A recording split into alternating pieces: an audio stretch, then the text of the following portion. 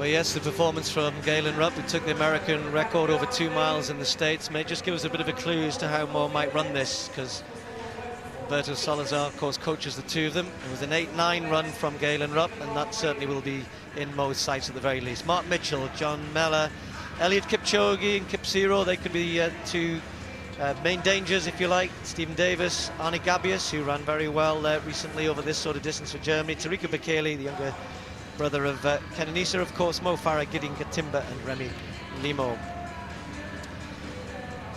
Well, just to come back to, as we go down the line here, just I apologise for talking over the top of the guys here, but just try and set this up for you. This is 2 miles, 16 laps, and well, if you look at the world record, and there has been some talk of that, it is held, of course, by Kenenisa Bekele, who broke it here in 2008, but we go back to Haile Gebrselassie, who broke it in 2003, and it took Bekele 2 attempts to break that record. So it shows you how good a record it is, 8:4.35. And I think for Mo, that's going to be a really tough ask here. He'll have a go, I'm sure. They've asked for a fast pace. But going back to that Galen Rupp race in America, when he ran the 8 minutes and 9, he actually ran 8 seconds quicker for the second half of the race than the first. And apparently Alberto Salazar had asked him to go out steady and then come home strong.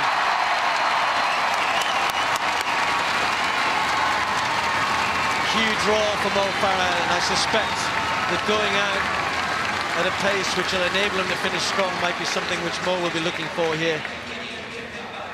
And it'll be up to these guys, up to Katimba, Limo, to get them through 1 mile. They're not far outside 4 minutes, probably 4:2, 4:3. That's hard running. So Mo Farah,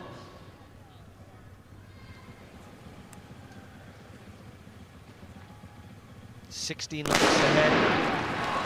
And the crowd will play their part as he said they did for him in Glasgow. He's only had 1 race since then, which was actually a mile race in which he was, well, inadvertently tripped by his teammate James Brewer over in America. Got up and still ran around 3:57, which shows he's in pretty good shape. You fall down and still get up and run 3:57 for the mile. But this is going to be tough here today, because no one else is going to help him, I don't think. I don't think Kipchoge will want to help. I don't think Bekele will want to help. And if Mo wants to get a fast time here, he's going to have to hope that the pacemakers don't go silly and that they run at a good pace that he can work off.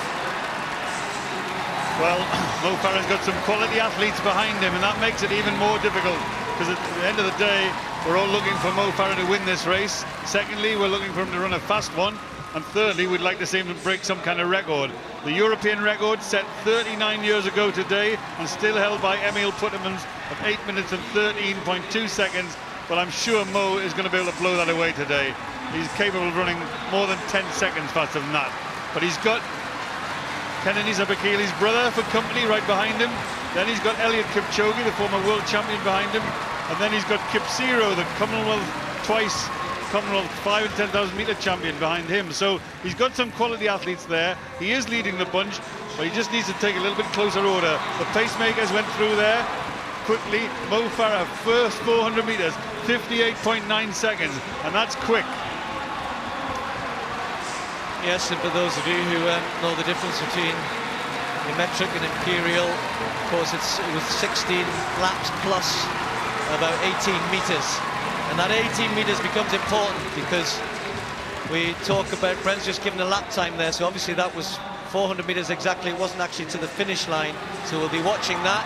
Lap times are important, but Brent, that idea of running about not far, sort of 30.5, something like that, is going to be important. And you don't want to have too many laps where you're slipping way outside of that sort of pace. But coming back to what I said at the beginning, these guys have got to just keep an eye on where Mo is and try and help him through here, because, as I said, I don't think he's going to get much help from behind. He's a scout now, Mo Farah, and whether you're Kipchoge and all of his great, exploits in the past, they'll want to beat Mo Farah today, undoubtedly.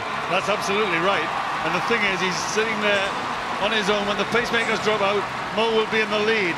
But the lap time there, the second 400 meters split, 1:59.7 for 800 meters, 60 seconds for Mo Farah for that particular lap. So he is running quickly. And remember, 2 miles, they're going to run close to 4 minutes for the first mile and try and run close to 4 minutes for the second mile. That puts the running, the quality of running here in perspective. We're now ignoring the pacemakers a little. It's Mo Farah really. He's the pacemaker, because that gap, all it's doing is guiding him along. It's not helping him along. And there they go through. 10 laps to go. Mo Farah, Bekele, Kipchoge and Kipsiro, 3 quality athletes there for the ride. Just a quick word about in the green vest there, Johnny Mellor, who's running very well, has gone with this pace there. He's got the chance of going to the world indoors. He's got to run for 3,000 meters, 7:50, and they'll take the time at 3,000 meters. So he's got the chance here if he can hang on to the likes of Gabius. He's doing it very bravely there, because he had no option really but to go with this quick pace. So just watch out for that as well. That third 400 meters slipped a little, 62.5 for Mo Farah, and I think he realized that. He suddenly accelerated and has gone a little bit closer to the pacemakers. He hasn't gone with them, but he knows exactly what's happening. He's glancing up at the screen, he's getting the information that he needs. Katimba's doing a strong job. It's not his fault the athletes aren't following him, but the point is, when you get this kind of quality, you don't want to be sticking out there on your own and trying to set a pace for everyone else. So the first pacemaker drops out. Eliud Kipchoge takes a bit closer order to Mo Farah, and that 400 meter split, 62.5, 3.2 for 1,200 meters, and another 62.1, so they're just drifting off that pace a little. But I suspect that's what he probably thought would happen. I think 4.3, 4.4 would have been the target. The question is, can Mo Farah pick it up from that? Will the second half, undoubtedly the last 400 meters will be quick. We know it will be with the sort of caliber of athlete we've got here. But can they maintain enough pace to get them close over the last 400 or 500 meters that they can attack? If not the world record, then certainly something fairly close to it. Mo Farah looking good, looking relaxed, but so is Kipchoge just tucked in behind him. Well, our statistician who's doing his sums and doing the spotting onto the track, he just told me that Mo Farah went through the first mile in 4 minutes and 5 seconds. That means he's got to run a sub 4-minute mile to break the world record. That would be a tall order, but the things we've seen from Mo recently, you know he could go close to that. So when the pacemaker drops out, Limo's looking good and doing a good job. Farah will be left in the front, Bekele just looking up at the big screen. Kipchoge is still there. Kipsiro is still there. Arne Gabius of Germany is still there. Young Johnny Mellor has been maybe paying for going with that early pace, but he really had no option. So the pacemaker steps aside. We've got 5 laps to go, and Mo Farah has to think about winning this race now. Maybe not think about the clock. Look at Kipchoge. He's already run very quick over 3,000 meters this year. He's been in very, very good form. And Farah's got to be aware.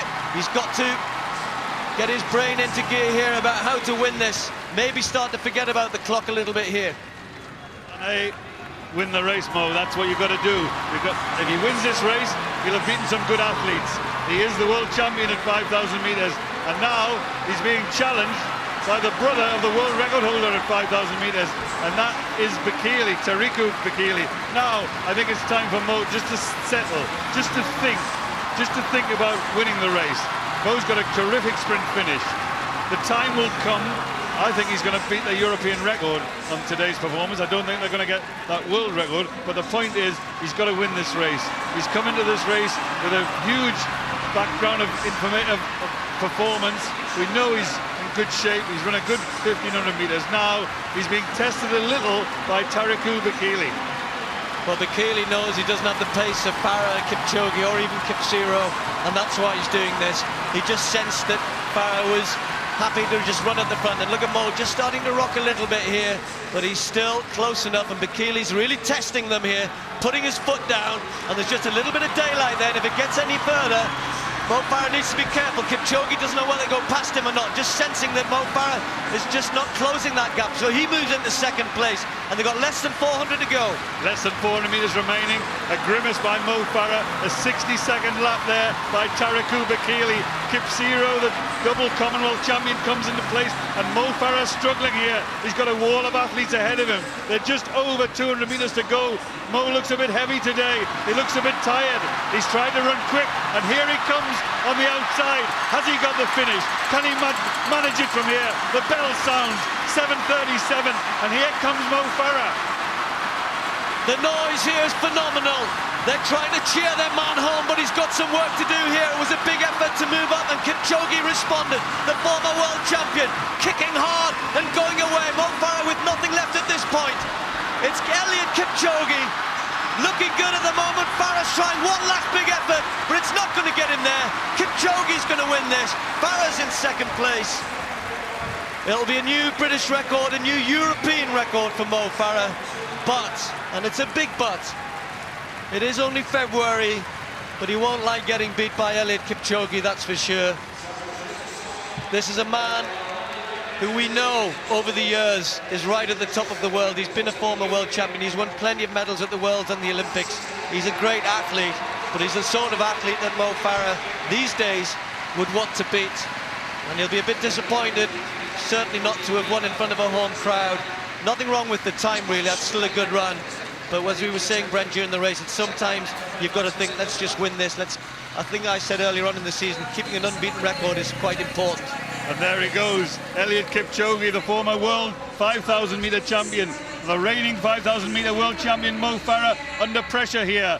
Bekele, the brother of the world record holder, he's struggling too. And Mo Farah's making a really desperate effort here. He's kicking, he's burrowing, he's digging deep.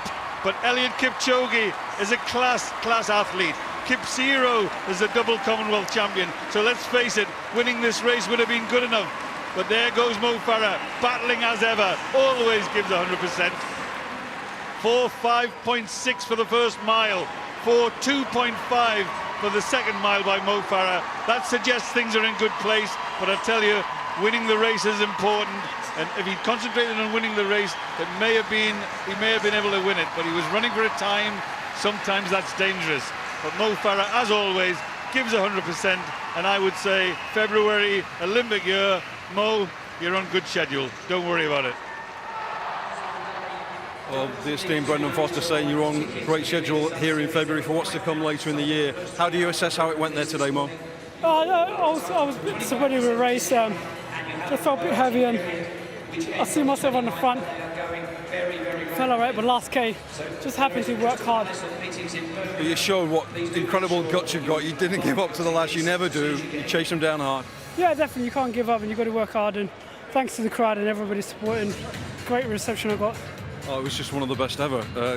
You're aware now, you are the crowd's favourite. Yeah, no, definitely. I just appreciate everyone's help, and I just got to keep working hard. Keep it going, all the best. Cheers, Phil. It was a tough field to beat, and for him to come second, the way he came second, I think he shouldn't be at all disappointed. And let's put it this way though, no athlete enjoys second place when you feel like you can win. And we got confirmation there of that result. Eliud Kipchoge running 8:07.39 for a personal best. Mo Farah there with the national record, but I think he'll be a bit disappointed.